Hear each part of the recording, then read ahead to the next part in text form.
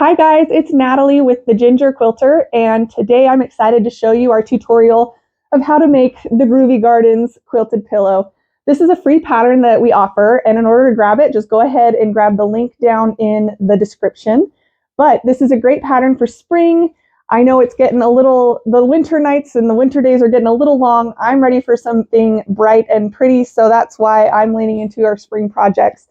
This is great to use up scraps. It's great to use up your favorite fabric collection that you've been hanging on to. So let's dive in and I'll show you how we made it. All right, so let's start by making our petals, which are going to be the outside of our flower square here. So you want to make sure that you've got 4 of each of your sizes. These are 3.5, these are 4.5 inches by 1.5. So what we want to do is put a little square, whoops, on each of the inner corners of these, like so. And you're going to do this for all 4 sets because you're going to have 2 inner sets of petals and then 2 outer sets. Okay, so you get the idea here. And we do want to sew these at a diagonal to kind of snowball the corner. So some people don't like marking these. I don't usually because I just use the like washi tape on my sewing machine. But if you want, you can totally mark these with a straight edge. And you can do this before you put them on the fabric. But you just mark that diagonal. We're going to sew right on the line because then we're going to trim off our corner and flip it. So you're going to repeat this for all 4 of your sets here. And then I will meet you back here.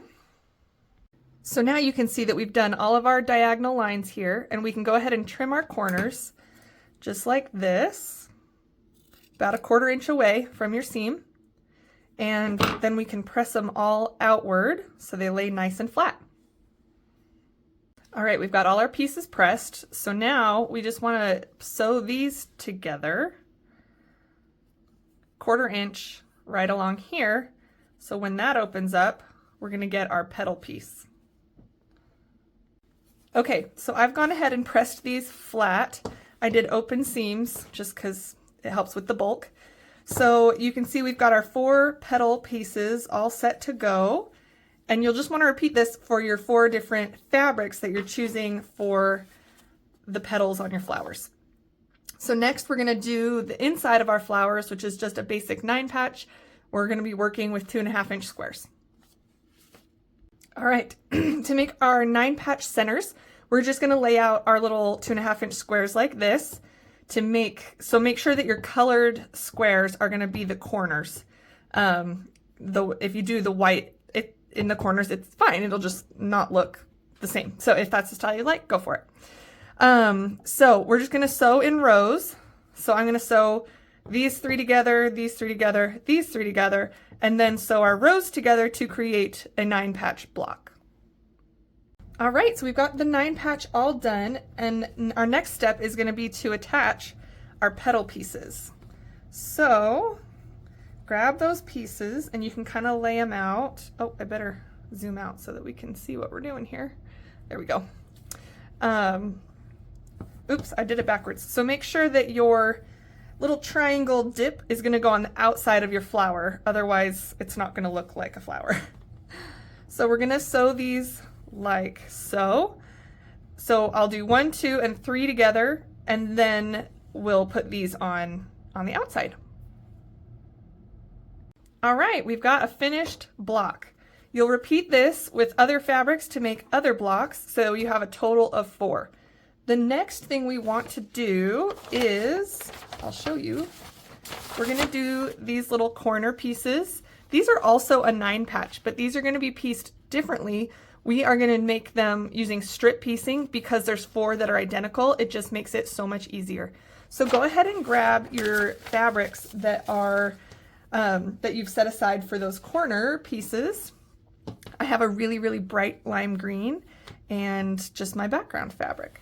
So you'll match up your prints like this. So we've got 8.5 and 14.5, or maybe it's 8 and 14. You got like a short set and a long set, just like this. And you'll put them together like so. So see how I have white, 2 white, 1 green in the middle, and then on my short one I have 2 green with 1 white in the middle. That's how we're gonna go. We're gonna sew these together, 1/4 inch seams, so you have 2 strip sets. All right, we've got our strip pieces sewn together, and the next step is that we're gonna cut these into smaller pieces to create our little cornerstones of 9 patch. So we'll cut these into 1.5 inch pieces. You're gonna need 4 of these and 8 of these. And so I'm gonna take it to my cutting mat and I'll come back and show you what I got.